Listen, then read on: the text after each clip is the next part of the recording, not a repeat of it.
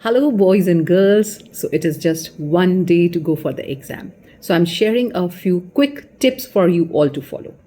First, sleep well. Don't sleep late a night before your exams. It's very important for you to sleep well.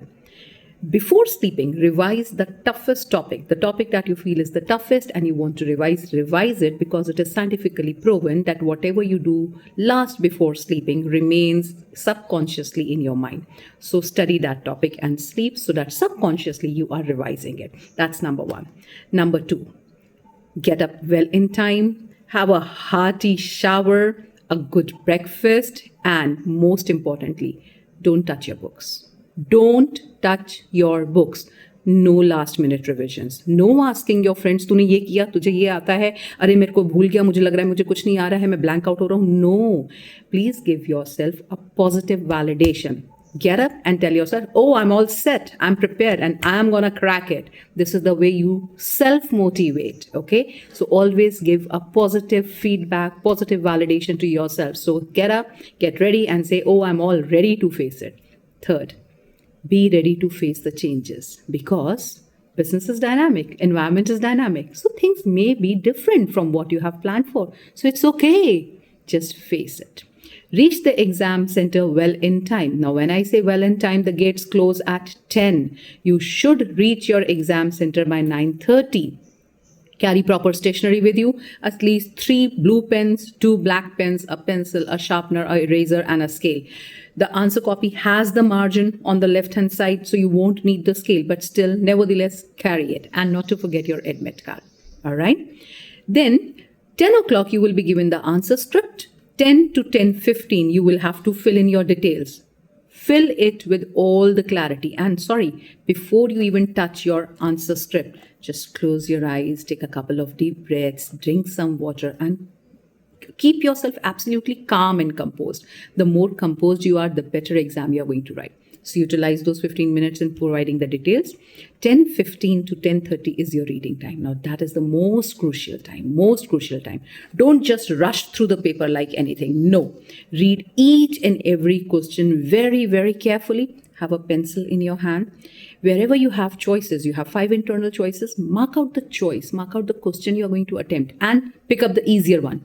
Don't be a hero. Yeah, I'm going to do the tough one. No, the easier one, the most, commonly asked question, pick that up. Okay, so make a wise choice. So put a tick mark, a slight tick mark. Annotation is not allowed on the question paper. You're not supposed to write anything on the question paper, no marking. That is why have a pencil in your hand. And the part you're going to attempt, just put a slight tick mark that is visible to your eyes only. Attempt MCQs if you can in that 15 minutes time, because some questions are pretty obvious. You read the question and you get the answer like this. Don't be too obvious. Read in between the lines. Look for the finer details and mark your answers in MCQs. Most importantly, plan your strategy. Okay, frame your strategy. Are you going to write right from question number 1 to question number 34? Or are you going to start with the long answer question, that is from question number 34, get to 21, and then you attempt question number 1 to question number 20. So make your strategy in that 15 minutes. Okay. Then when you start writing, please attempt in the right sequence. As I said, either in descending order, 34, come to 21, that is your all VSAs and essays and long answer types done. And now you come on to the objective type questions. So objective types will be from 1 to 20, or you start from 1 to 20. Or else what you can do is number it out. 1, 2, 3, 4, just number it out. Leave the space to write the answers. Okay, you have 34 pages copy. It's more than enough.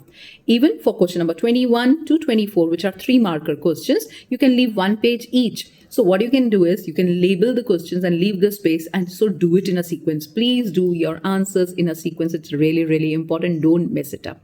In all long answer questions, wherever you can, please do give a diagram. For example, if I'm talking about leadership style or planning process or organizing process, give a flow chart, give the diagram of a scalar chain of leadership style.